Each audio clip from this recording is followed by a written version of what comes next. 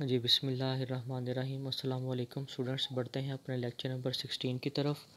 آج کا question very important, عمدہ زر کے اوصاف، کریکٹرسٹکس آف گڈ منی، یعنی ایک اچھے زر میں کون سی چیزیں ایسی ہوتی ہیں کہ وہ اس کو عمدہ بنا دیتی ہیں۔ تو پہلی 3-4 لائنوں میں اس کا انٹروڈکشن دیا ہوا ہے، آپ نے تعارف کی ہیڈنگ دے کے یہ تعارف لکھ دینا ہے۔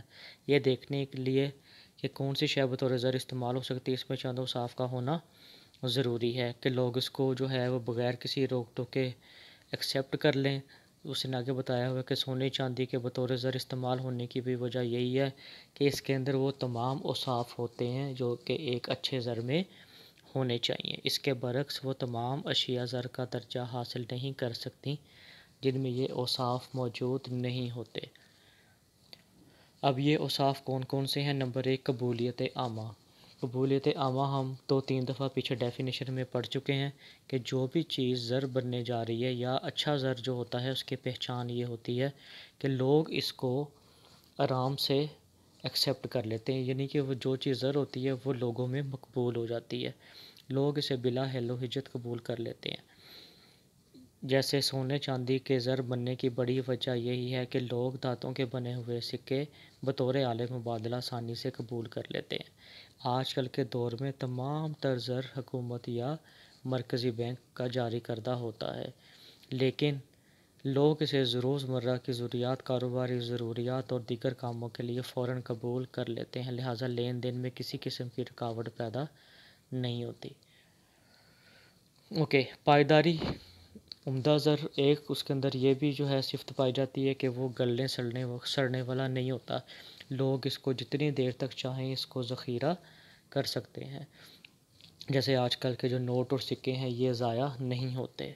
نمبر 3، انتقال پذیری۔ انتقال پذیری کا مطلب ہے کہ عمدہ زر کو ہم آسانی سے ایک جگہ سے دوسری جگہ لے کر جا سکتے ہیں اور اسے لانے جانے میں کسی قسم کی جو ہے وہ دقت نہ ہو، یعنی اس کا حجم کم اور اس کی مالیت زیادہ ہو۔ جیسے 5000 کا نوٹ ہے، اس کا حجم کیا ہوتا ہے؟ کم ہوتا ہے، یعنی وہ جگہ کم گھیرتا ہے، آسانی سے جیب میں پورا آ جاتا ہے، لیکن اس کی مالیت کیا ہوتی ہے؟ وہ زیادہ ہوتی ہے۔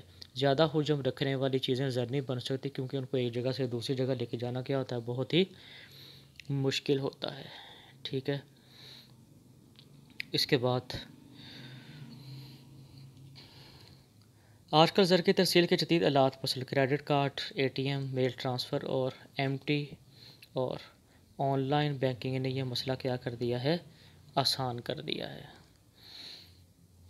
شناخت پذیری عمدہ زر بننے کے لیے ضروری ہے کہ اس کی مختلف اکائیوں کی آسانی سے پہچان کی جا سکے، یہ کھوٹے اور کھرے کی پہچان بھی ہو سکے، یعنی کہ وہ پیور ہونا چاہیے، یعنی جیسے سکوں پر ان کی مالیت لکھی ہوتی ہے اور مقناطیس کے ذریعے ان کے کھوٹے اور کھرے کی پہچان بھی ہو سکتی ہے، اسی طرح سے کاغذی نوٹوں کو بھی مخصوص طریقے سے پرکھا جا سکتا ہے۔ ہم دیکھتے ہیں کہ نوٹوں کے اوپر کچھ نشانیاں ہوتی ہیں، وہ دیکھ کے ہمیں پتہ چل جاتا ہے کہ یہ نوٹ اصلی ہے یا نقلی ہے۔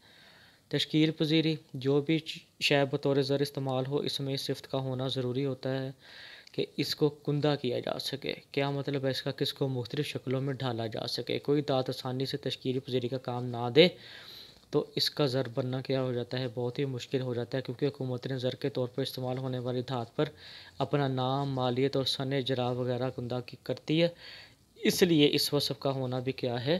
ضروری ہے۔ مطلب کہ کیا ہے اس ہیڈنگ کا؟ مطلب کہ جو بھی چیز آپ نے زر بنانی ہے اس کا سن لکھیں کہ وہ کب آپ نے سکہ بنایا، ٹھیک ہے، یا وہ نوٹ کب جاری ہوا، اس کے اوپر جو ہے وہ تصویریں بنانا، جیسے قائد اعظم کی تصویر بنی ہوتی ہے، پھر کچھ ضروری سٹیٹمنٹس اس کے اوپر لکھی ہوتی ہیں۔ پھر تقسیم پذیری اچھے زر کے لیے ضروری ہے کہ اگر اس کو چھوٹے چھوٹے حصوں میں بانٹ دیا جائے جو کہ وزن میں برابر ہوں تو اس کی قدر و قیمت میں کوئی فرق نہ پڑے۔ مثلاً اگر سونے کے اگر چھوٹے ٹکڑے کر دیے جائیں تو اس کی مالیت میں کوئی فرق نہیں پڑتا۔ سونا بھی زر میں ہی آتا ہے، تو اگر مثال کے طور پہ اگر 10 تولے کا کوئی سونے کا پیس ہے، اگر ہم اس کے 1-1 تولے کے پیس کر دیں تو اس کی مالیت میں کوئی بھی فرق نہیں آئے گا۔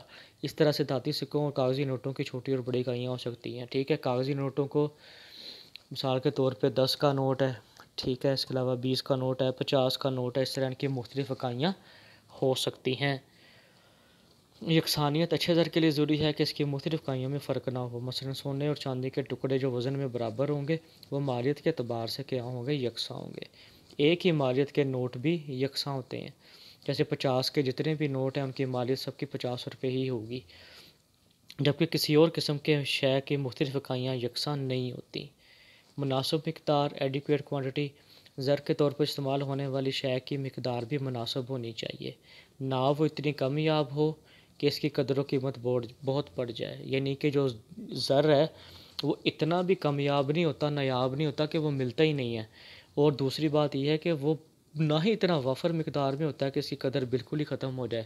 یہ بھی نہیں ہونا چاہیے کہ ہر طرف 5000 کے نوٹ بکھرے پڑے ہیں، ٹھیک ہے، جس کا دل کرے گا اٹھا لے گا، جس کا دل کرے گا چھوڑ کے چلا جائے گا، یعنی اس کی مقدار زر کی کیا ہوتی ہے، وہ مناسب ہوتی ہے۔